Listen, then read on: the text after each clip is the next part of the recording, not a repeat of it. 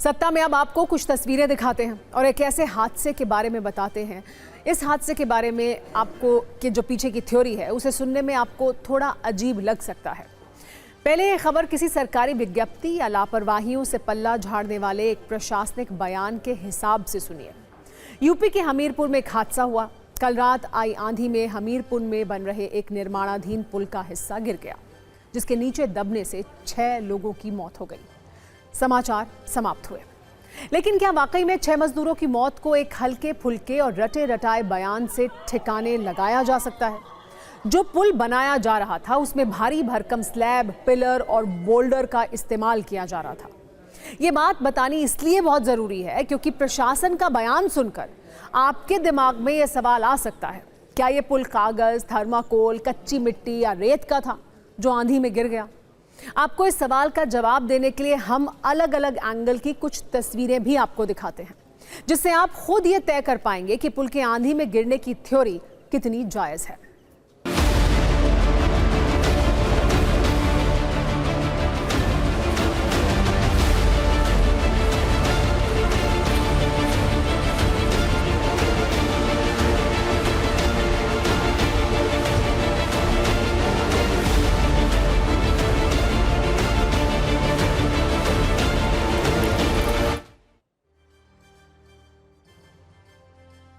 सरकार ने हादसे में मारे गए सभी मजदूरों के परिवार वालों को 5-5 लाख जबकि घायलों को 50-50 हजार रुपए देने का ऐलान किया है। लेकिन अब भी सवाल पुल बनाने वाली कंपनी उत्तर प्रदेश राज्य सेतु निगम और इसके निर्माण का काम देख रहे कर्ता धर्ताओं से है। 90 करोड़ की लागत से बनाए जा रहे पुल के गिरने की असली वजह सिर्फ आंधी है या मामला कमजोर निर्माण सामग्री या गलत डिजाइन का है जो तेज हवाएं नहीं झेल पाया?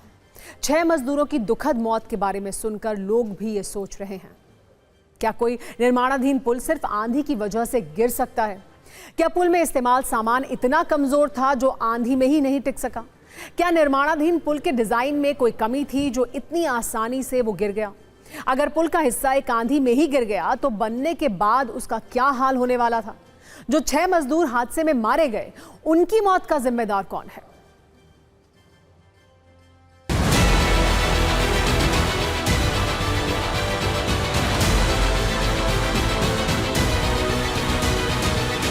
स्लैब ये पूरी तरह से संभवतः फिक्स नहीं हुआ था, ऐसा जानकारी दी गई है और उसके कारण ये स्लैब गिरा, परंतु पूर्ण रूप से समिति तय करेगी कि कारण क्या थे स्लैब के गिरने के। कुछ लेबर बरसात से बचने के लिए नीचे एक हाइड्रा मशीन थी, उसके छांव में थे और एक सेक्शन गिर जाने की वजह से उस समय उन पर गिर गया ये और 6 लोग की दबने के हमें जानकारी प्राप्त हुई है।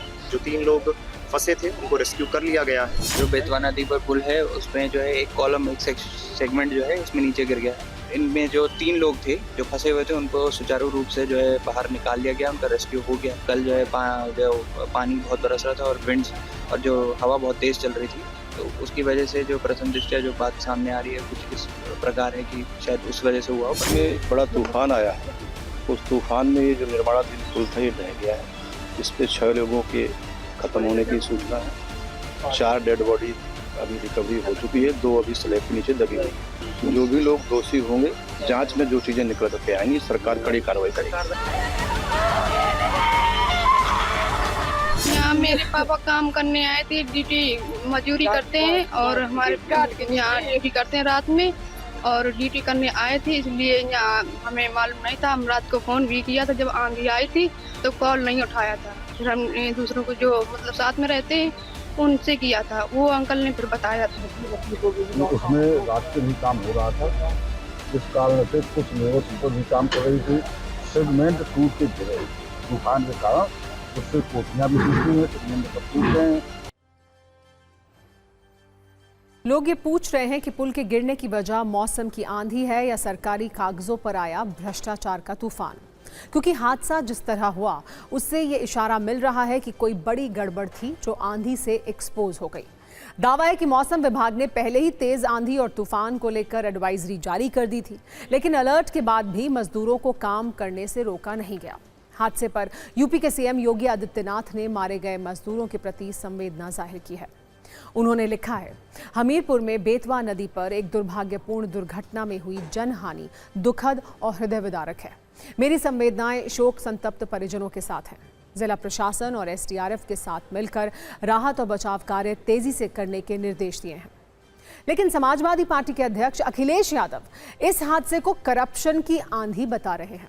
अखिलेश के अनुसार ये गंभीर बात है कि बीजेपी के समय में हो रहा हर निर्माण भ्रष्टाचार की भेंट चढ़ जाता है। हर काम में 50% से भी ज्यादा की भाजपाई कमीशन खोरी इसकी मूल वजह है। जो पुल हवा से टूट रहे हैं, जब उन पर ट्रैफिक चलेगा तो क्या होगा, ये कल्पना ही डर पैदा करती है। वैसे आपको बता दें, जो 6 मजदूर हादसे में मारे गए उनके नाम लोकेंद्र, कुलदीप, सावंत, सभाजीत, पुष्पेंद्र और राजेश थे। लेकिन इससे लापरवाह सिस्टम को कोई फर्क नहीं पड़ता, क्योंकि उनके लिए 6 मौत सिर्फ एक आंकड़ा है। हालांकि जांच शुरू हो चुकी है। सहायक अभियंता को निलंबित कर दिया गया है। विभागीय जांच के लिए कमेटी बना दी गई है। बीजेपी सरकार ये कह रही है कि दोषी बख्शा नहीं जाएगा।